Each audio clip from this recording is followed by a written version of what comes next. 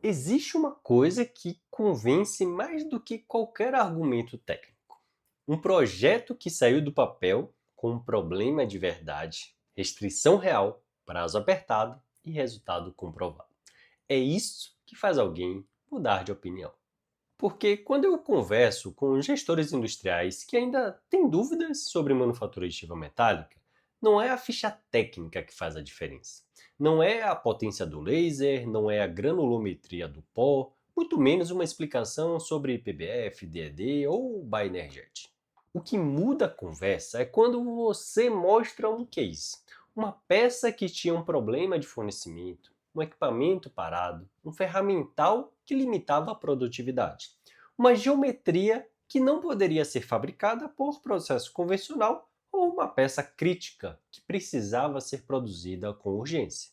Porque no fim, a indústria não compra a tecnologia, a indústria ela compra a solução para o problema. E é exatamente sobre isso que eu quero falar neste vídeo. Hoje eu vou apresentar 5 cases de manufatura aditiva metálica, cases de setores diferentes, com processos diferentes e motivações diferentes, mas todos com uma coisa em comum. A manufatura aditiva foi usada porque resolvia um problema que um processo convencional não resolvia bem ou resolvia com custo, prazo, risco ou complexidade inadequados. E esse é um ponto super importante, porque este vídeo não é sobre hype, não é sobre dizer que impressão 3D em metal vai substituir tudo, porque não vai. A manufatura aditiva metálica não vai substituir a usinagem, fundição, forjamento ou outros processos tradicionais em todos os cenários, mas nos problemas certos ela pode ser extremamente competitiva e, em alguns casos, pode ser a única alternativa viável. Para quem ainda não me conhece, muito prazer. Eu sou Luan Saldanha, sou engenheiro mecânico, atuo há cerca de 10 anos com manufatura aditiva e inovação industrial e venho acompanhando de perto a evolução técnica e a adoção dessa tecnologia em aplicações industriais das mais diversas.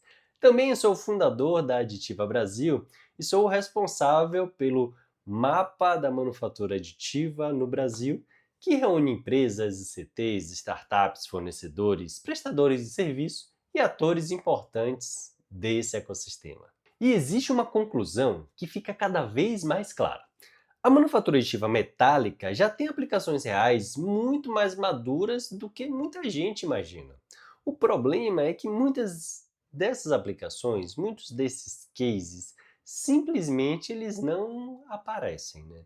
Alguns estão ali protegidos, né, por acordos de confidencialidade, outros acontecem dentro de grandes empresas que não divulgam seus processos, às vezes o projeto não ganha uma visibilidade porque foi desenvolvido em centros de pesquisa aplicada, e vários envolvem ali informações sensíveis de processo, material, desempenho ou operação. Por isso, quem olha de fora acaba tendo a impressão de que existem poucos casos de sucesso, mas a realidade é bem diferente. Então, neste vídeo, eu selecionei 5 cases com alguns critérios, né? Primeiro, variedade de setor. Segundo, variedade de aplicação. Terceiro, resultado concreto. E quarto, cases que mostram onde a manufatura aditiva metálica realmente começa a fazer sentido na indústria. E não estamos falando aqui de peça bonita para feira, para exposição. Estamos falando de aplicação real. Alguns desses cases têm documentação pública, outros seguem ali uma lógica de aplicação industrial já consolidada e foram adaptados para preservar, né, as informações sensíveis ou confidenciais. O objetivo aqui não é transformar o vídeo em uma lista de empresas. O objetivo é mostrar padrões de aplicação, ou seja, em quais problemas a manufatura aditiva metálica realmente faz sentido. O primeiro caso que eu quero abordar vem de uma aplicação do setor de óleo e gás. Esse é um dos ambientes mais interessantes para a manufatura aditiva metálica e o motivo é simples. Óleo e gás reúne algumas condições muito favoráveis para o uso dessa tecnologia. Então, ali nós vamos ter peças de alto valor, operação crítica, equipamentos complexos, baixa escala, muitos ativos antigos, peças obsoletas e custo de parada muito alto. Esse case ele envolve uma operação offshore com uma válvula especial. Era uma peça de reposição de um equipamento que já não estava mais em linha de produção pelo fabricante original, ou seja, o problema não era apenas fabricar uma peça, o problema era disponibilidade. A alternativa convencional envolvia um lead time de aproximadamente 14 semanas. 14 semanas. Para uma operação industrial crítica, isso é muita coisa. Durante esse período, o equipamento ficaria parcialmente operacional, gerando um custo diário mensurável. E aqui está o ponto central. Quando você tem custo de parada ou redução de operação, a pergunta ela deixa de ser apenas quanto custa fabricar a peça. A pergunta passa a ser quanto custa não ter essa peça disponível. A solução, então, foi fazer engenharia reversa do componente, fabricar a peça em aço inox 316L por fusão em leito de pó, fazer usinagem de acabamento nas superfícies críticas e realizar a inspeção por ultrassom. Ou seja, não foi simplesmente imprimir e instalar, foi uma rota de fabricação híbrida. Impressão 3D metálica para gerar a geometria e reduzir prazo. Usinagem para garantir tolerâncias críticas. Inspeção para validar a integridade do componente. O resultado, então, foi a entrega da peça em 12 dias úteis. Então, de 14 semanas para 12 dias úteis. Isso representa uma economia aproximada de 10 semanas no lead time. E o mais importante, o custo total da peça fabricada por manufatura aditiva foi menor do que o custo acumulado da operação reduzida durante o período que seria necessário pela rota convencional. Você percebe a diferença? Se alguém olhasse apenas para o preço da peça, talvez dissesse, está caro. Mas quando você olha para o custo total do ciclo, a conversa muda completamente. Esse caso demonstra um dos usos mais consistentes da manufatura aditiva metálica. Peças obsoletas, baixo volume, lead time crítico e custo de parada alto. Aqui, a manufatura aditiva não substituiu a usinagem, ela complementou a usinagem e esse é um ponto que precisa ficar muito claro. A adoção industrial da manufatura aditiva metálica muitas vezes não acontece contra os processos tradicionais. Ela acontece junto com eles. Então a peça é impressa, tratada, usinada, inspecionada e qualificada. É uma rota de fabricação, não é uma tecnologia isolada. O segundo caso é um exemplo muito forte de onde a manufatura aditiva metálica entra não apenas por prazo ou custo, mas por performance. Estamos falando aqui de uma aplicação aeroespacial, uma câmara de combustão de motor de foguete fabricada em liga Inconel. O Inconel é uma liga usada em ambientes de alta temperatura e alta solicitação mecânica. Ou seja, não estamos falando de uma peça simples, estamos falando ali de um componente crítico em um ambiente extremo. O processo utilizado foi fusão em leito de pó, usando Inconel, e aqui entra o grande diferencial da manufatura aditiva. A peça tinha canais internos de resfriamento com geometrias que seriam extremamente difíceis ou praticamente inviáveis de serem produzidas por usinagem convencional, sem dividir, por exemplo, o componente em várias partes, fabricar separadamente e depois unir. Quando você fabrica uma peça desse tipo por manufatura aditiva, você consegue integrar esses canais diretamente na geometria.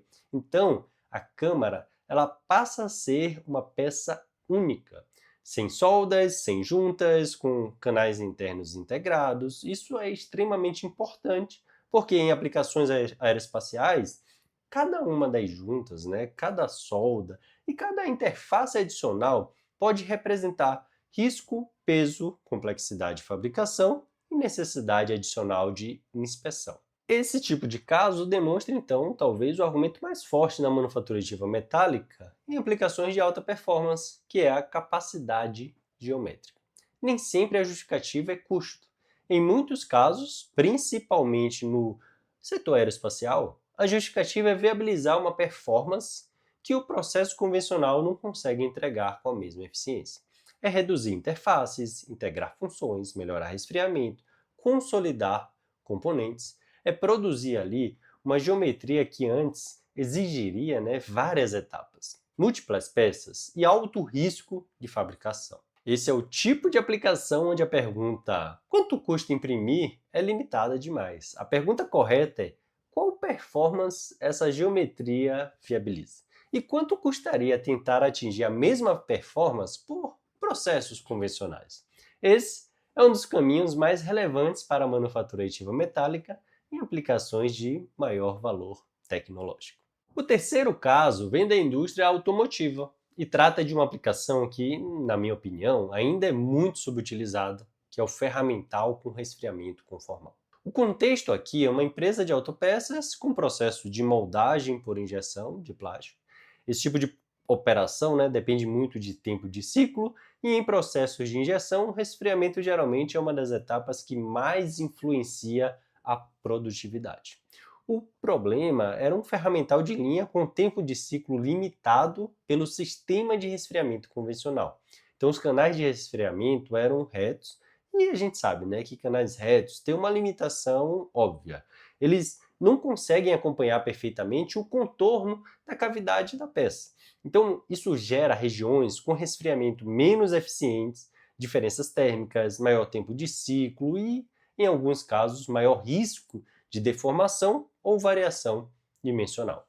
A solução, então, foi produzir um ferramental com canais de resfriamento conformais por manufatura aditiva metálica. Nesse caso, usando impressão 3D em aço para ferramental, como o H13. A grande vantagem é que os canais podem seguir o contorno ali da cavidade. Então, eles deixam de ser apenas furos retos e passam a ser trajetórias otimizadas para distribuir o resfriamento de uma forma mais uniforme. O resultado foi uma redução de 22% no tempo de ciclo. Agora, preste atenção nesse ponto. 22% de redução de ciclo em uma linha de produção contínua é muita coisa, porque isso não representa apenas fabricar um pouco mais rápido. Na prática, permite aumentar ali a capacidade produtiva sem necessariamente comprar uma nova máquina. É produzir mais com a mesma infraestrutura, reduzir gargalos, melhorar o retorno sobre o ativo que a empresa já possui. E nesse caso, o payback do ferramental ficou abaixo de 8 meses. Esse é um exemplo excelente de onde a manufatura aditiva metálica pode ter uma equação econômica muito favorável. Por quê? Porque o ferramental é um investimento amortizado em uma produção recorrente. Você não está justificando ali o custo em uma única peça. Você está justificando o ganho ao longo de milhares, dezenas de milhares ou centenas de milhares de ciclos de produção. Ferramental com resfriamento conformal é um dos casos de uso mais consolidados globalmente para a manufatura aditiva metálica, mas ainda é pouco explorado por muitas empresas. Muitas operações continuam usando ali ferramentas convencionais sem saber quanto estão perdendo em tempo de ciclo, produtividade e capacidade instalada. Então, esse é um tipo de aplicação onde a empresa não deveria perguntar apenas quanto custa o ferramental impresso. Ela deveria sim perguntar quanto custa continuar produzindo com um ciclo 22% mais lento. Porque, dependendo do volume, essa diferença paga o projeto rapidamente. O quarto caso é na área da saúde. E aqui a manufatura aditiva metálica mostra um tipo de valor completamente diferente. Não estamos falando apenas de produtividade industrial. Estamos falando de personalização, resultado clínico e tempo cirúrgico. O contexto é um hospital com serviço de cirurgia de reconstrução crâniofacial. O problema era um implante personalizado para a reconstrução de uma região do crânio após um traumatismo. Nesse tipo de situação, a anatomia do paciente pode impedir o uso adequado de um implante padrão. E quando você usa uma solução padrão em um caso altamente personalizado, muitas vezes é necessário adaptar ali o implante durante a cirurgia. Isso aumenta o tempo cirúrgico, eleva a complexidade do procedimento, amplia os riscos e pode impactar o resultado final. A solução foi desenvolver um modelo 3D a partir da tomografia do paciente. Então, a partir desse modelo, foi feito o projeto de um implante personalizado em titânio. Depois, o implante foi fabricado por fusão em leito de pó passou por pós-processamento, acabamento, validações necessárias e esterilização. O resultado foi um implante com encaixe anatômico preciso. E isso reduziu o tempo cirúrgico em aproximadamente ali 40% em comparação com a adaptação intraoperatória de um implante padrão. Então, esse caso mostra algo muito importante. Na saúde, o valor da manufatura aditiva metálica não está apenas na peça. Ela está no procedimento, no planejamento cirúrgico, na redução de tempo na sala e na previsibilidade. Está na possibilidade de entregar ali uma solução adaptada ao paciente. E, em muitos casos, está também na redução de risco. Quando a gente fala de impressão 3D na saúde, muita gente ainda pensa em algo experimental ou muito distante. Mas implantes personalizados em titânio já são uma aplicação real e relevante da manufatura aditiva metálica. E fazem sentido justamente porque combinam três fatores: personalização, geometria complexa e alto valor agregado. Esse é um caso onde comparar apenas o custo do implante pode ser totalmente enganoso, né? Porque o valor está no conjunto. Menor tempo cirúrgico, maior adaptação anatômica, menor necessidade de ajustes durante a cirurgia, maior previsibilidade no planejamento e potencialmente melhores resultados clínicos. Esse é um exemplo muito claro de que a manufatura aditiva não é apenas uma tecnologia de fabricação. Em alguns setores, ela transforma o processo inteiro de entrega de valor. O quinto caso é no setor de defesa, e aqui entra uma dimensão que muitas vezes não aparece nos debates mais tradicionais sobre manufatura aditiva, que é soberania industrial. O contexto é um sistema de defesa com componentes de reposição cujo fornecedor original ali não estava mais ativo. Era um equipamento de origem estrangeira, sem suporte adequado de peças, o problema era uma peça mecânica de precisão, sem desenho técnico disponível, sem fornecedor ativo e sem alternativa ali de reposição no mercado. Ou seja, não era apenas uma dificuldade de compra, era um risco de obsolescência operacional. E em defesa, isso tem um peso muito grande, porque a dependência de fornecedores externos para peças críticas pode comprometer a disponibilidade de sistemas estratégicos. A solução, então, envolveu engenharia reversa completa, primeiro digitalização 3D da peça existente, depois reconstrução em CAD, em seguida análise ali de material, para depois vir a fabricação em uma liga compatível por impressão 3D e, por fim, a usinagem de precisão no pós-processamento. Novamente, você percebe o padrão? Não é só a impressão 3D, é uma cadeia técnica. Digitalização, engenharia reversa, caracterização de material, projeto, fabricação por manufatura aditiva, pós-processamento, teste e validação.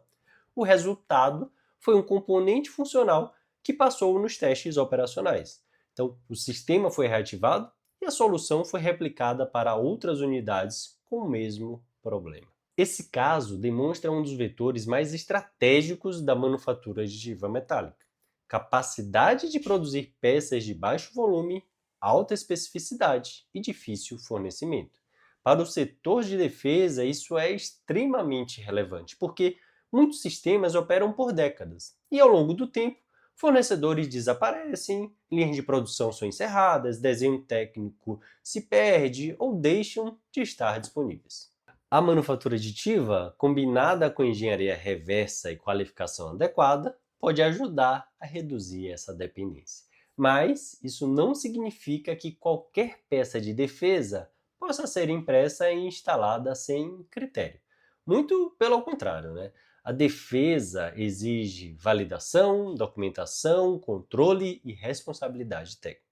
Mas justamente por isso, esse setor tem uma relação tão forte com a manufatura aditiva metálica. Porque existe demanda, existe urgência estratégica, baixo volume, necessidade de disponibilidade e existe valor em desenvolver capacidade própria. Em resumo, quando você coloca esses 5 cases lado a lado, um padrão fica impossível de ignorar: óleo e gás, aeroespacial, automotivo, saúde e defesa.